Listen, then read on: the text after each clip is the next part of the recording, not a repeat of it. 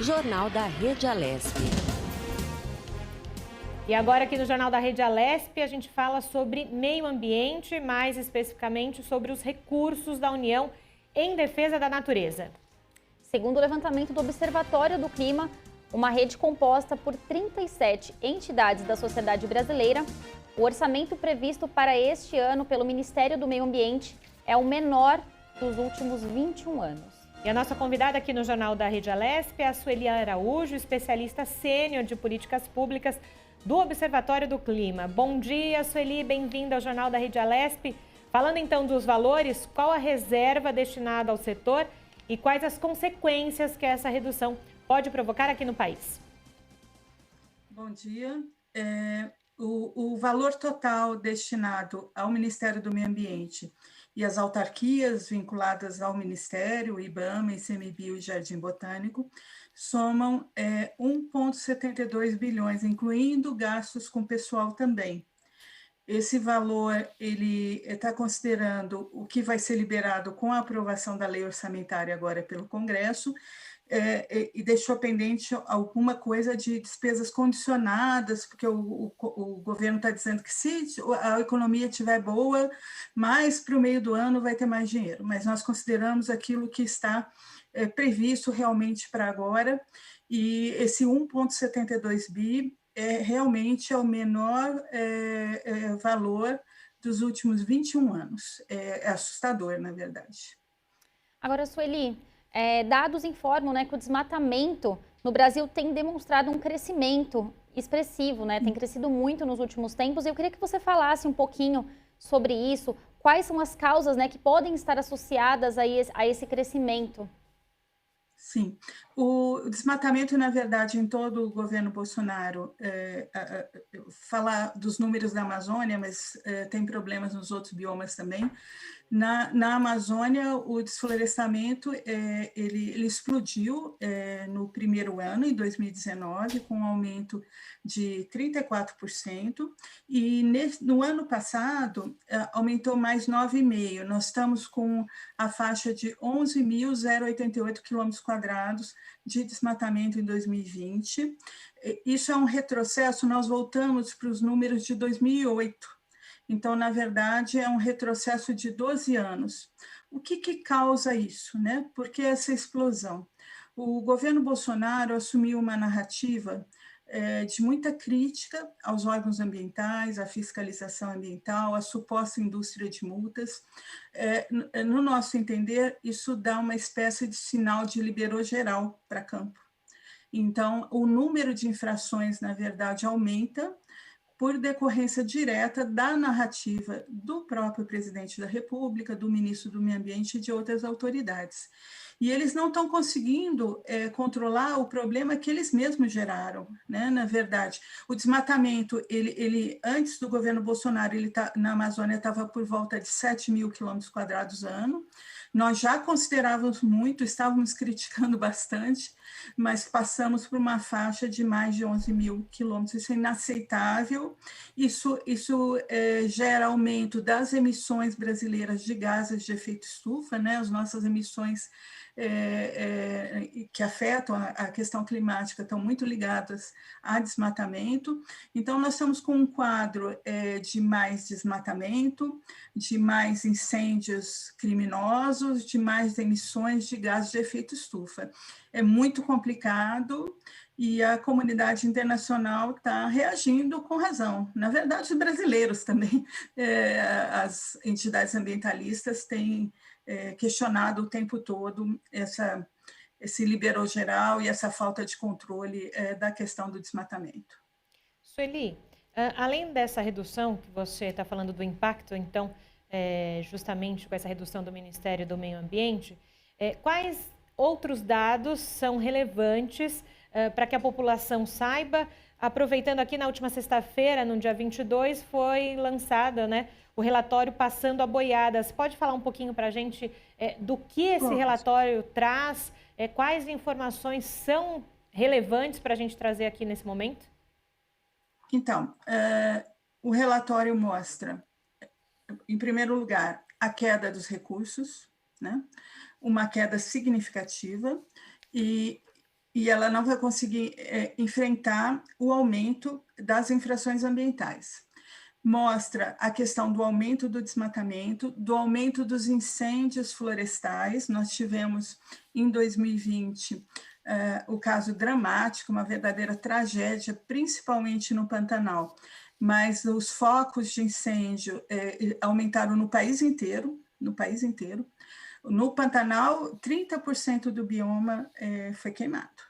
E é uma área de uma biodiversidade assim, ímpar no plano internacional, né? Uma quantidade de fauna silvestre enorme que foi toda afetada. E o relatório mostra assim, vários outros pontos, aumento de invasão de terras indígenas a partir de dados do CIMI. As terras indígenas, elas exercem um papel enorme também de manutenção da biodiversidade, porque são áreas florestadas na maior parte, né? E tem havido aumento das invasões, e essa invasão é acompanhada de desmatamento, é acompanhada de incêndios, é acompanhada de mineração ilegal, né? A questão da mineração ilegal também tem sido um problema sério, e o relatório chama atenção porque o título, né, passar a boiada, né, tem a ver com a manifestação do ministro Salles, em maio de 2020, no sentido de aproveitar a confusão da Covid para aprovar desregulamentações e flexibilizações da legislação ambiental. Então, o relatório mostra isso. Tem havido já retrocessos, nós tivemos retrocessos importantes com revogações de normas do CONAMA, do Conselho Nacional do Meio Ambiente. O governo ele tem tido dificuldade de aprovar suas propostas de flexibilização de legislação no Congresso. Então, eles tentaram aprovar a lei da mineração em terras indígenas, está paralisada, o Congresso deu um passo nesse processo. Teve a chamada MP da grilagem, que flexibilizava a regularização de ocupações irregulares em terras da União, ela caiu por decurso de prazo, né? Então, o Congresso, de uma forma ou outra, ele tem barrado as principais iniciativas, nesse sentido de atenuação do rigor da legislação ambiental. Então, o que o ministro propôs lá na famosa reunião é: vamos aproveitar e passar a boiada no infralegal.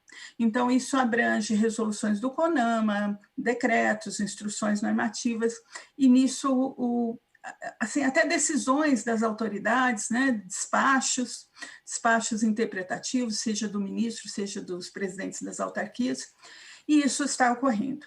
E o relatório mostra isso.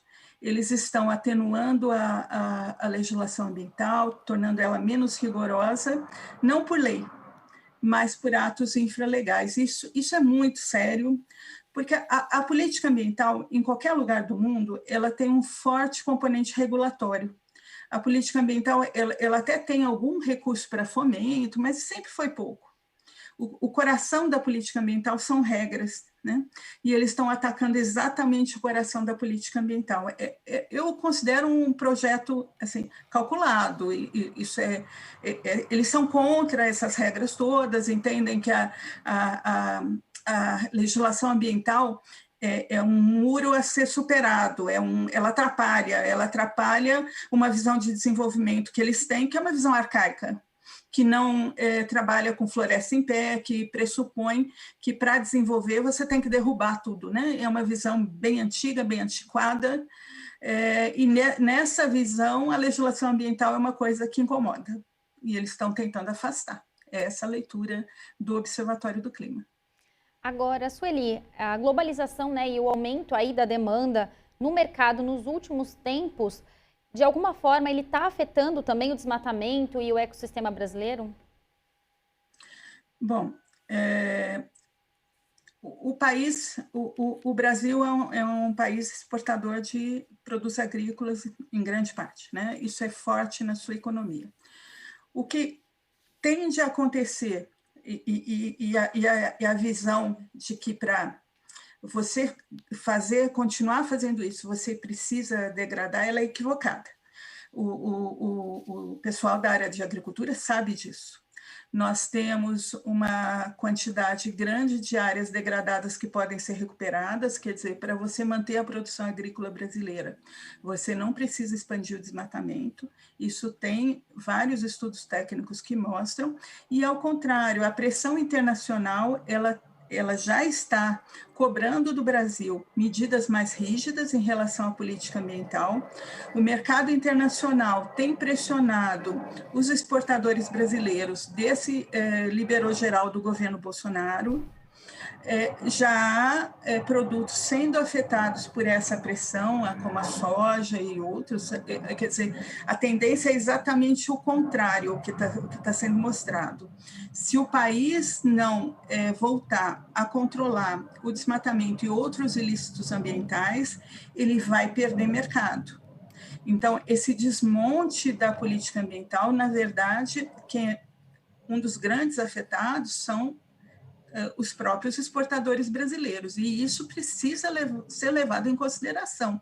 É um tiro no pé. Essa visão arcaica de crescimento econômico é um verdadeiro tiro no pé, e o mundo inteiro está discutindo a questão da retomada econômica pós-Covid, né? E essa retomada econômica pós-Covid, ela internaliza preocupações climáticas, ela internaliza preocupações com a biodiversidade. O Brasil, se não entrar nessa, vai virar um pária não só nas discussões ambientais, mas um pária no mercado internacional. Já há países tentando comprar de outros que não o Brasil para não responder pela degradação ambiental. Com a eleição do presidente Biden nos Estados Unidos, os Estados Unidos são um importante player, né, nessa arena de discussão de meio ambiente. Você tem uma reversão de um ator importantíssimo que está retomando a entrada de novo no Acordo de Paris e retomando, na verdade, voltando ao que era antes do governo Trump. Esse cenário vai ficar pior ainda. Então, se o Brasil não cuidar da política ambiental, além dos efeitos evidentes, degradação, mudanças climáticas, problemas climáticos, inclusive no país, desertificações, além dos problemas que causa internamente, vai ter problemas evidentes na questão do nosso mercado de produtos agrícolas. É muito sério. As pessoas têm que entender que essa visão de desenvolvimento a qualquer preço, ela deixou de ser aceitável há 40 anos. Mais que isso, quando você começou as conferências de meio ambiente. Quer dizer, não dá para estar nos anos 50 e 60 em termos de discussão ambiental, que é o posicionamento do presidente Bolsonaro e o próprio ministro do Meio Ambiente. O ministro do Meio Ambiente tem colocado, quando debate a questão internacional, muito uma espécie de chantagem. Se os outros países não nos pagarem, nós vamos degradar. Né? Ou para nós protegermos a Amazônia e outros biomas, preciso de, sei lá, 20 bilhões por ano, 10 bilhões por ano, não importa o valor. Essa chantagem não vai colar, porque o Brasil pode sim receber apoio dos outros países, há fontes de recursos para apoio em política ambiental, mas ele precisa mostrar que está fazendo a sua parte. Não é dinheiro por dinheiro, precisa primeiro fazer o dever de casa e retomar o controle da política ambiental. Sueli, agora, para ficar claro para quem está ouvindo, vendo a gente, quando se fala em política ambiental, nós não estamos falando só de combate a desmatamento, né, que é o que mais a gente ouviu falar o ano passado e muita coisa eclodiu nesse sentido. Né? A gente também está falando de sustentabilidade, de outras questões que envolvem, até mesmo, eu te pergunto, com tudo isso que você está falando para a gente, nós já saímos bem aquém de outros países que estão cuidando da famosa Agenda 2030 da ONU, que é justamente sobre meio ambiente e sustentabilidade? Bom, o Brasil tem um histórico de uma política ambiental respeitada internacionalmente. Nós sempre fomos atores chamados para os principais debates. Nas discussões sobre o clima, muitas vezes lideramos discussões Então, a nossa política ambiental, ela vem sendo construída, na verdade, desde 1981, acho que é um bom marco, que é a Lei da Política Nacional do Meio Ambiente. Você tem leis anteriores, desde a década de 30, mas uma lei marco que estabeleceu o Sistema Nacional do Meio Ambiente, o Conselho Nacional do Meio Ambiente, essa lei de 1981. E a gente vinha construindo, independentemente da linha ideológica do governo de plantão, né? Começou no final do governo militar, né? Você vinha construindo essa política e evoluindo ela, e você entra com a questão climática, aos poucos, quando esse tema surge no plano mundial, né? Você vinha construindo a Política Nacional do Meio Ambiente progressivamente, paulatinamente, colocando uma peça de cada vez. O governo era mais ambientalista, o outro um pouco menos, mas sempre a curva da consolidação da política positiva, no sentido de crescimento. Com o governo Bolsonaro, a primeira vez que há um rompimento. Então, a curva passa a ser de desconstrução. Então, não acredito em muitas resoluções do CONAMA, eu não acredito que o Ministério do Meio Ambiente deva se envolver tanto na questão climática. Durante 2019, sequer tinha uma coordenação ligada a clima no Ministério do Meio Ambiente, eles só retomaram em 2020 o tema, por grande pressão. Então, o sentido hoje é de desconstrução. A gente precisa bloquear isso e voltar a construir a política ambiental, voltar a retomar o que a gente sabe fazer. No próprio desmatamento, nós tínhamos um plano que era muito elogiado, que é o PPCDAM, o Plano de Controle, Prevenção e Controle do Desmatamento da Amazônia. Ele vinha desde 2004, independente do governo, ele só parou no governo Bolsonaro. E o PPCDAM era o grande responsável pelo controle do desmatamento e com políticas como você mencionou.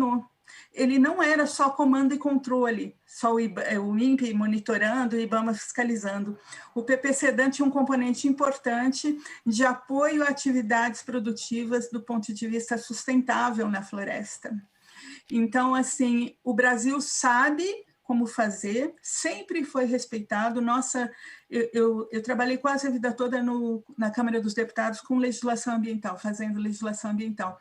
E assim, o retorno que a gente tem da legislação ambiental brasileira é muito bom, muito forte, muito bom. A nossa legislação sempre foi respeitada. Então, o que a gente precisa fazer? Precisa, independentemente de ideologias, de qual governo está no poder, de quem está no poder, você precisa tocar a política ambiental. É evidente que os governos têm especificidades, que você pode assumir programas que tenham mais a cara do governo que está fazendo. O que não pode ser aceito é uma antipolítica ambiental, uma opção por não fazer a política ambiental, que é o que está ocorrendo. É a não política, a decisão de não fazer.